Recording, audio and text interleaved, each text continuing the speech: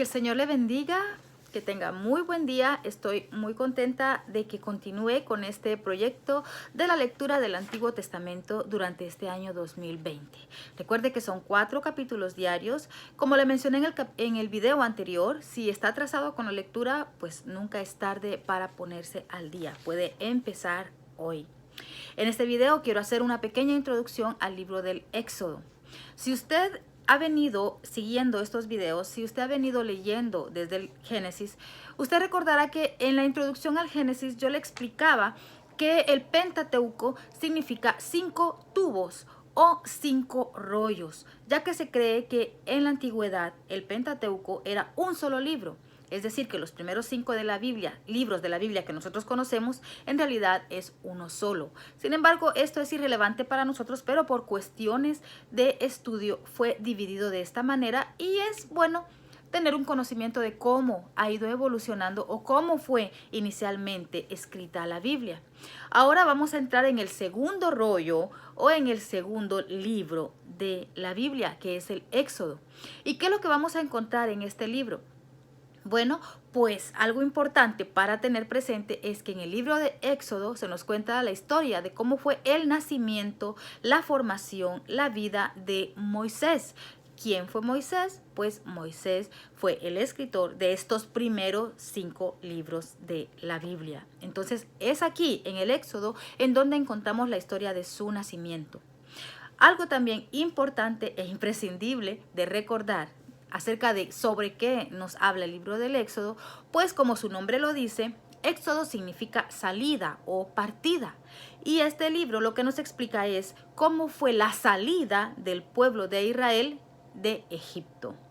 La historia empieza donde termina el Génesis. ¿Cómo terminamos el Génesis? Bueno, terminamos el Génesis cuando se introdujeron 70 personas de la familia de Jacob y sus 12 hijos. Entonces, para hacer el cuento corto, el Éxodo trata la historia de cómo fue que entraron 70 personas como una pequeña familia de Jacob y sus 12 hijos y cómo salieron ya no como una familia, sino como una nación, como el pueblo de Israel, con una cantidad aproximadamente de 3 millones de personas.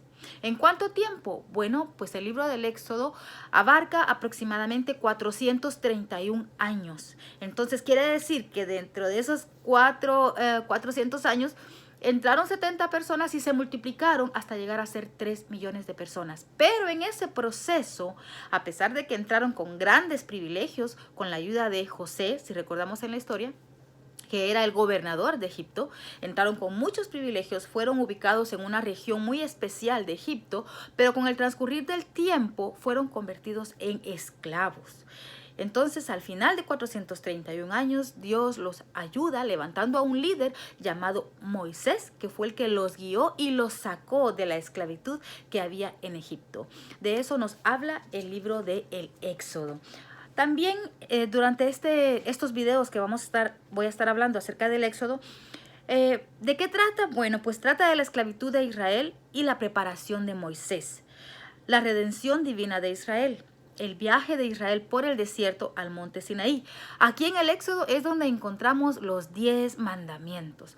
¿Cuántos cristianos no hay? Me incluyo yo antes, que cuando decían los 10 mandamientos, ¿en qué libro se encuentran los 10 mandamientos? Sin ni idea. Bueno, pues aquí en el Éxodo es donde encontramos la revelación de los 10 mandamientos. También nos habla del pacto de Dios, nos habla de la construcción del tabernáculo y de sus reglamentos y de la renovación del pacto de Dios. Para concluir, yo quiero mencionar algo aquí que es importante que comprendamos. Muchas veces tenemos esa idea en nuestra mente, yo no sé cómo, yo creo que es, no sé, uno lo va adoptando o lo va creyendo por lo que uno va escuchando.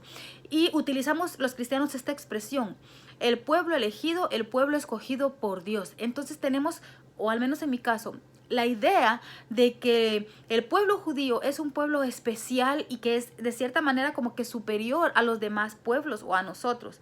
Entonces, en más de alguna ocasión yo pensé, pero entonces Dios tiene preferidos. ¿Por qué Dios escogió a este grupo de personas? ¿Y por qué no nos escogió a nosotros? Sin embargo, a través de este libro o de la lectura de este libro, vamos a poder comprender que en realidad No es que Dios tenga preferidos y haya decidido, bueno, voy a ver entre toda la tierra a ver cuál de todos los pueblos va a ser mi favorito. No es así. Y quiero leer aquí un versículo que lo vamos a analizar cuando llegue el momento de llegar hasta ese capítulo. Este se encuentra en el capítulo 34, los versículos 9 y 10, que dicen lo siguiente. Aquí es Dios y Moisés los que están hablando. Dice el versículo 9. Si ahora, Señor, he hallado gracia en tus ojos, vaya ahora el Señor en medio de nosotros, porque es un pueblo de dura cerviz, y perdona nuestra iniquidad y nuestro pecado, y tómanos por tu heredad. El versículo 10. Y él contestó, aquí es Dios hablando, he aquí, yo hago pacto delante de todo tu pueblo. Haré maravillas que no han sido hechas en toda la tierra, ni en nación alguna. Y verá todo el pueblo en medio del cual estás tú, la obra de Jehová, porque será cosa tremenda la que yo haré contigo. En estos dos versículos se encierra algo importante. ¿Y sabe qué es? Que Dios nos ha dado el libre albedrío. Dios no obliga a nadie a hacer nada. Dios no obliga a nadie a servirlo. Y aquí vemos que Moisés le está pidiendo que lo adopte a él y a todo el pueblo de Israel por su heredad. Y el Señor dice, ¿quieres que yo sea tu Dios? Entonces está bien, yo voy a hacer un pacto contigo y voy a hacer grandes maravillas contigo. Pero fue una decisión en la que el mismo líder del pueblo de Israel viene y se ofrece ante Dios y le dice, yo quiero servirte y quiero que tú seas el Dios de todo este pueblo, porque es un pueblo de dura cerviz. Le está diciendo él mismo, porque es un pueblo difícil conforme a lo que vamos a ir viendo en la historia. Entonces, hay que recordar también la promesa que fue dada al hijo de Noé. Eso quiero que lo tenga presente, porque recuerde que lo que vimos en el Génesis es la base para comprender el resto de la historia. La promesa o la bendición que fue dada a Sem de parte de Noé, en la cual le dice que su otro hermano, Canaán, iba a ser siervo de él. ¿Y qué? Y que la tierra de Canaán le pertenecía a Sem por heredad.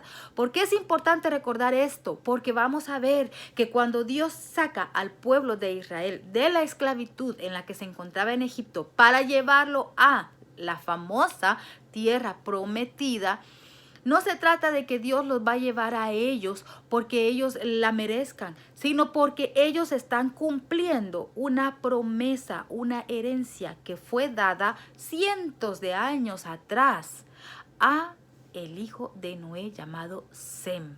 Entonces es importante que recordemos toda la genealogía, cómo se ha venido dando desde Abraham, de Isaac, de Jacob, hasta llegar a José, a las 12 tribus de Israel.